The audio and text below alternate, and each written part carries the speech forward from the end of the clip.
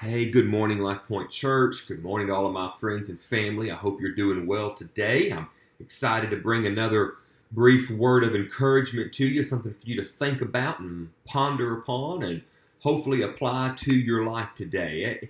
In every wedding that I've ever done, I will look to the husband and wife, to the two that are getting married, and I'll say something along the lines of the words you say can build each other up faster than anybody else. You can be each other's greatest cheerleader, but you can also be each other's harshest critic, because not only do the words you say build each other up the fastest, they can also tear each other down the fastest. It's something that I've noticed throughout this quarantine time, throughout this pandemic, is that the longer we get into it, the more harsh some of our words are becoming. We are speaking out of anger, out of frustration. We are upset about various issues or the situation in which we find ourselves, and we lash out. We say things that we probably shouldn't say. We say it in ways that we shouldn't say it.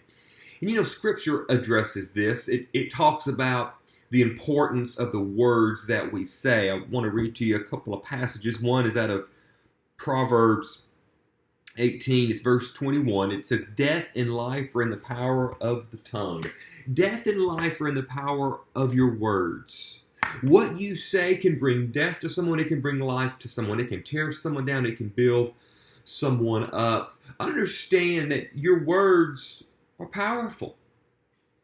That they impact and they affect not only you, but the one that you are speaking to. And Paul talks about the power of our words, and he gets a little bit more detailed, a little bit more pointed with it. He says in Ephesians 4:29, he says, "Let no unwholesome word proceed from your mouth, but only such a word as is good for edification, according to the need of the moment, so that it will give grace to those who hear." Life Point Church, family, friends, if there's something that we need to give today, it's some grace. We need to give grace to each other. We need to be loving and compassionate with each other. And what you say and how you say it is one of the best vehicles to give grace.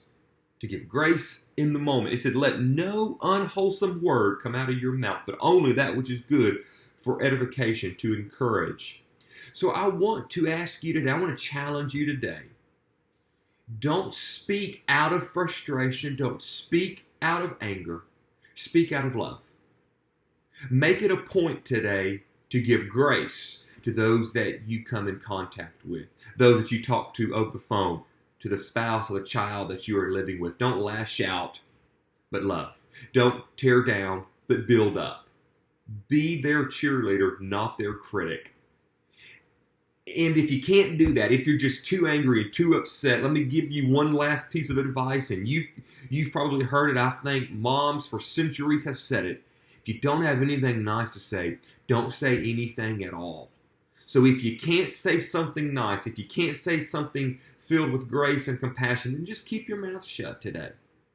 But I encourage you, find someone to share a kind word with. Tell them you love them. You're thinking about them. Compliment them. Build them up. You need to do it, and they need to hear it. I love you. God bless you. Can't wait to see you soon. I'm praying for you. Hope you're doing well.